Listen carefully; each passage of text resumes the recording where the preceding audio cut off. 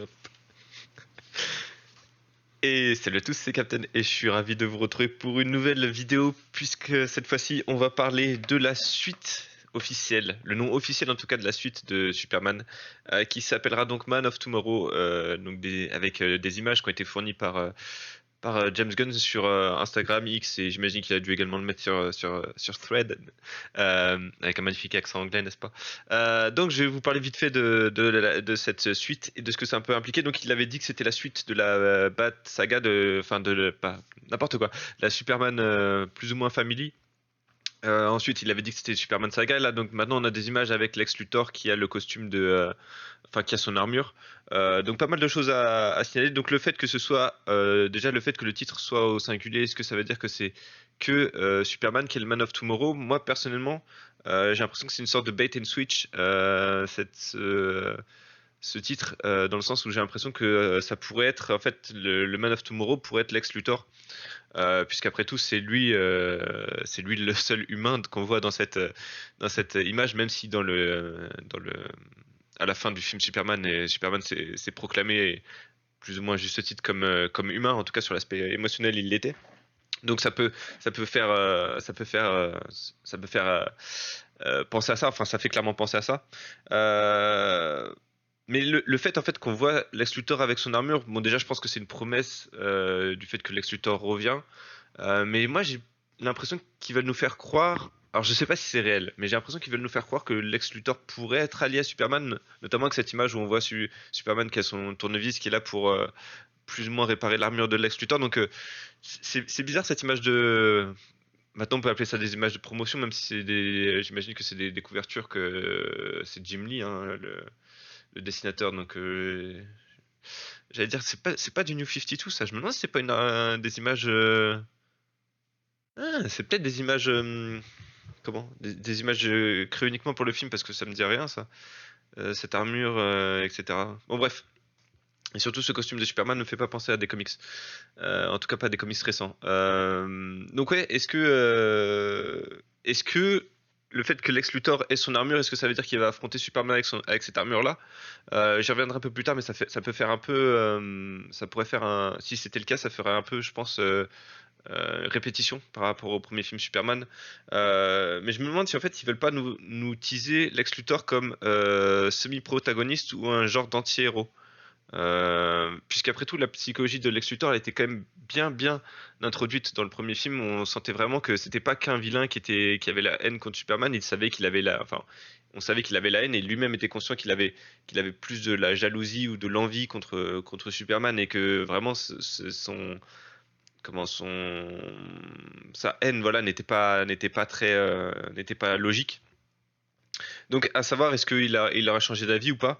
Moi, la question que je me suis posée, c'est est-ce qu'il peut y avoir réconciliation après le film Superman? Donc, à la fin de Superman, il y a que lorsqu'il y a la confrontation entre Superman et Lex Luthor, où justement Superman dit je suis humain et c'est ça que t'as pas compris, je suis plus humain que n'importe qui, c'est ça qui fait ma force.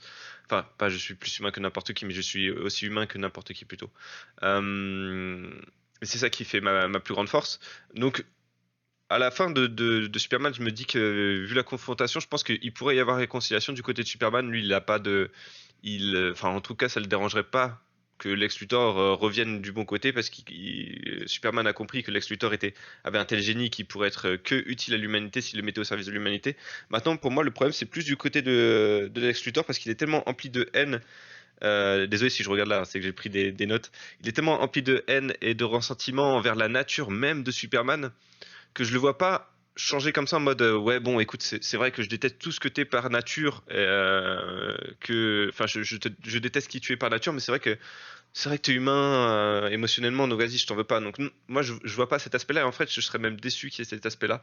La seule explication pour laquelle il pourrait y avoir alliance entre Superman et Lex Luthor et qui revête son armure c'est qu'il y a une autre menace encore plus forte que Superman qui apparaisse pour lui aux yeux de Lex Luthor. Donc là, il n'y a pas 3000 solutions. Parce que quelqu'un qui est plus fort que Superman, peut-être Bizarro, qui reviendrait, genre, donc le clone de Superman qui reviendrait après avoir été passé dans le trou noir. Dans le trou noir, il vit différentes aventures, péripéties horribles pour lui, etc., qui font que son cerveau, déjà qui n'était pas très développé, enfin, et limite explose complètement pour en faire un Bizarro, mais est-ce que Bizarro serait une menace suffisamment existentielle enfin, pour qu'il y ait besoin que Superman et Lex Luthor s'allient ensemble? Je suis pas sûr. Parce que là, c'est vraiment du point de vue scénaristique, hein. À moins que Lex Luthor veuille c'est un aspect que j'avais pas imaginé en prenant des notes pour cette vidéo, mais à moins que Lex Luthor veuille comment, je trouve pas le mot, mais euh, veuille se racheter en fait auprès des humains, auprès des autorités, et du coup en montrant, eh, les gars, en fait, voilà, je sais que j'étais pas bien, mais maintenant regardez mon armure, et en fait je suis quelqu'un de bien, je peux aider Superman et je peux même faire le boulot mieux que lui. Peut-être qu'il y a cet aspect-là qui peut rentrer en compte, peut-être que du coup son projet Planet Watch peut être mis au goût du jour, mais enfin encore une fois avec ce qui a été mis en avant dans le film Superman, je vois pas comment le gouvernement pourrait accepter ça en fait. Après, dans le DCU, James Gunn a dit qu'il y avait trois entités qui s'affrontaient. Donc il y avait les méta-humains, les corporations et je crois que c'est les gouvernements, quelque chose comme ça, qui étaient vraiment tout le temps en conflit, en tout cas pour le moment. Donc peut-être que Lex Luthor incarnerait justement le haut de l'iceberg des corporations et peut-être qu'en dessous il y aurait quelqu'un qui l'aiderait. Euh, le problème avec cet aspect-là, et le problème avec la réconciliation qu'on pourrait avoir avec Superman, c'est que au bout de trois quatre films, parce qu'il y aurait eu Superman, Supergirl, Clayface, il y a quoi entre-temps? C'est quoi l'autre film? C'est tout, hein. Ce serait, oui, en gros, au bout du troisième film, le DCU perdrait déjà un de ses vilains les plus emblématiques, si ce n'est le plus emblématique, qui passerait dans le camp des gentils. Ça me dérangerait quand même pas mal. Encore une fois, à moins qu'il y ait une plus grosse menace. Et donc dans ces cas, comme j'ai dit, Bizarro, bof, Doomsday, ouais. Darkseid, à mon avis, ça me paraît un peu tôt, surtout que la Justice League est pas formée. Brainiac peut-être en vrai. Quelque chose, une menace qui proviendrait des lanternes. D'ailleurs, j'y reviendrai dans le Parlons d'essai à la fin de la semaine, puisqu'on a eu une confirmation comme quoi il y aurait Black End qui serait présent dans la série Lanterne. L'acteur a confirmé son rôle, etc. Et donc on aurait Atrocitus plus Black End, donc on aurait les Red Lantern et les Black Lantern qui seraient présents dans la série Lanterne. Donc ça promet certaines choses quand même. Ça promet énormément cette série. Vraiment, j'ai hâte de la voir parce que ça peut être très casse-gueule, mais ça peut être également très très épique. Bref, tout ça pour revenir sur le film. Donc ouais, pour en revenir du coup sur le film Man of Tomorrow, ah, mais ça a été mis à jour, pardonnez-moi, la page s'est mise à jour.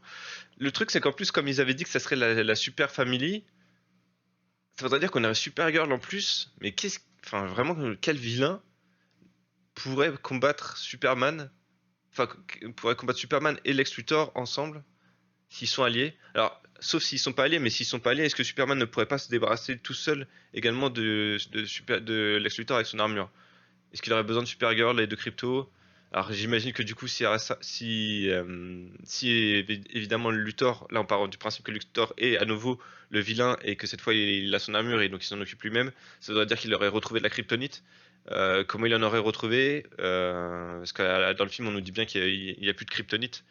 Euh, comment ça se fait? Je sais pas. J'ai du mal à imaginer en fait euh, comment Superman, surtout où est-ce qu'il trouverait de la kryptonite? Où est-ce qu'il pourrait en avoir dans l'univers de Poche? Il en pourrait en recréer? Le truc, c'est qu'il y a que Métamorpho qui pourrait en recréer. Donc le faire re-kidnapper, enfin non, ça serait du redit. Vraiment, je vois pas comment ils vont amener ça. Alors j'imagine qu'on va peut-être avoir des choses dans les séries ou des choses comme ça qui vont introduire certaines choses. Également, on peut dire que du coup, vu que Lex va avoir son armure, en tout cas, ce qui est sûr, c'est qu'on va avoir un aspect un peu plus technologique dans le DCU, euh, qui était déjà plus ou moins présent comme dans le film Superman, parce on avait quand même Luthor qui utilisait des téléporteurs avec un univers de poche recréé par lui-même, etc., via son accélérateur de particules. Mais là, vraiment, le fait qu'on ait une technologie qui serait le point principal du conflit, puisque Superman devrait déjouer l'armure, ferait en sorte que les personnages qui manient la technologie seraient beaucoup plus importants. Donc on pourrait imaginer que c'est un pont d'or pour Mister Terrific qui pourrait avoir des scènes encore plus importantes, évidemment. Euh, Ça va être mon cheval de bataille, mais Brainiac, hein. Évidemment, l'aspect technologique et surtout Batman. Et surtout Batman, parce que là, typiquement, Batman, c'est un niveau technologique, c'est typiquement parmi les super-héros, c'est peut-être lui qui est le plus à même d'en parler, hormis Cyborg, mais je vois pas Cyborg être introduit avant Batman. Ça me paraîtrait un peu tiré par les cheveux, quoi. Donc voilà, est-ce que c'est des promesses que moi, en tant que fan de Batman, je vois et que personne d'autre voit et surtout James Gunn ne veut pas utiliser peut-être, mais au moins ça me permet d'espérer. De toute façon, tant qu'on n'aura pas les trailers, tant qu'on n'aura pas ce genre de choses, on ne pourra pas vraiment le savoir. Et surtout, à mon avis, tant qu'on verra pas le film Clayface et le film Supergirl, on ne pourra pas savoir ce qui se passe et ce qui est introduit, et même la série Lanterne. Et c'est cool parce que du coup, là, je pars hors script encore une fois, mais ça, vraiment ça ajoute un aspect, euh, comment je pourrais dire, on a envie de découvrir maintenant le DCU. Vous voyez, j'ai vraiment envie de voir du coup qu'est-ce qui se passe dans le film Supergirl qui pourrait être Man of Tomorrow. Est-ce que dans le film Clayface, on va avoir des indices pour savoir ce qui se passe dans Man of Tomorrow? Vous voyez, ce genre de choses qui ajoute vraiment de l'envie. Est-ce que dans Lanterne, on va avoir quelque chose? Et ça me donne limite envie de regarder Peacemaker, pour vous dire. Ça me donne limite envie de regarder Peacemaker. Alors que vraiment, si vous me suivez sur la chaîne, vous savez que c'est une série que j'ai pas envie de regarder, mais limite, j'ai envie de savoir qu'est-ce qui pourrait déclencher vraiment un événement aussi important pour que soit Lex Luthor s'échappe et du coup retrouve les concepts de son armure qui, on l'imagine, il pourrait se servir de ce qu'il a utilisé pour Ultraman, donc le marteau de Borovie, comme un prototype pour cette armure-là. Peut-être que l'armure du marteau de Borovie va servir de prototype pour l'armure qu'il aura là. Et donc quel événement va déclencher ça? Pourquoi est-ce qu'il peut s'échapper de Belle Rêve? Typiquement, Belle Rêve, c'est là où Amanda Waller se servait de la Suicide Squad. Donc est-ce que c'est la Suicide Squad qui lui permet de s'échapper? Est-ce que c'est Amanda Waller qui lui permet de s'échapper? Est-ce que c'est Rick Flag qui lui permet de s'échapper? Plein de questions dont j'espère on va avoir les réponses tout au long des années, mais même pas des années, parce que le film sort, faut bien s'en rendre compte, il sort dans un an et demi, quoi. Allez, un peu plus d'un an et demi. Il sort dans ouais, un an et 9 mois, quoi. C'est vraiment pas loin, hein. Genre, faut bien imaginer que le premier trailer, les premières images de tournage, etc., on les aura peut-être à la fin de l'été, à cette époque-là, l'année prochaine. Donc, au moment où sortira Clayface, à peu près, on aura les infos pour Man of Tomorrow. Et on aura eu le film Supergirl. Donc, ça va aller très vite et c'est bien. Vraiment, c'est bien de voir que le projet a l'air de prendre forme et on se dirige vers quelque chose. Vraiment, on se dirige vers quelque chose. Et d'ailleurs, c'est quelque chose dont je voulais parler. Ça tombe bien parce que je voulais faire une vidéo sur est-ce qu'on s'est trompé en allant voir Superman? Moi, le premier, hein, en en attendant trop, ou en attendant quelque chose que on ne pouvait pas et on n'allait pas recevoir. Mais j'y reviendrai dans une vidéo, peut-être demain ou après-demain. Euh, En plus du coup de faire d'autres vidéos sur le classement du DCEU avec tous les films qui sont sortis. Voilà, d'autres petites vidéos comme ça pour faire passer le temps en attendant d'avoir des infos sur la Clayface, notamment il y a des images de tournage qui sortent. On a pas mal d'infos sur Injustice 3, on a des rumeurs sur un sur un Batman Arkham Reboot ou quelque chose comme ça. Donc vraiment c'est un bon moment pour être fan d'essai et bah ouais, ça me fait limite retrouver le sourire en tant que fan d'essai, ce qui n'était pas forcément évident. Et comme quoi, vous savez, Superman a juste le film Superman a réussi à me redonner de l'espoir. Et ça, c'est quelque chose que je ne pensais euh, pas recevoir. D'autant plus que petit Easter egg, le film sort du coup le 9 juillet 2027. Je veux pas aller sur X. Le 9 juillet 2027, ce qui est la date de mon anniversaire. Voilà. Donc c'est pas un hasard, je pense. Non, et en plus, chez nous, il sortira pas le 9, il sortira, je crois, le 7 juillet. Mais la sortie officielle sera le 9 juillet. Remarquez que Superman est sorti le 9 juillet hein, chez nous. Et j'ai pas été le voir le 9 juillet, donc bon, ça veut rien dire. Euh, Dernier petit truc, ce film sortira du coup avant The Batman 2. C'est quand même incroyable de se dire qu'on va avoir Superman 2 avant The Batman 2, quoi. Vraiment, il y a une partie du DC qui avance vachement vite et de l'autre côté, il y en a The Batman qui va avoir mis 5 ans à sortir, quoi. The Batman 2 qui va avoir mis 5 ans à sortir. Mais peut-être que 2027 va nous gâter côté DC. Peut-être que les futures années vont nous gâter. En tout cas, cette semaine-là, et les dernières semaines depuis la sortie de Superman nous ont bien gâtés. Donc, bah écoutez, moi je suis ravi.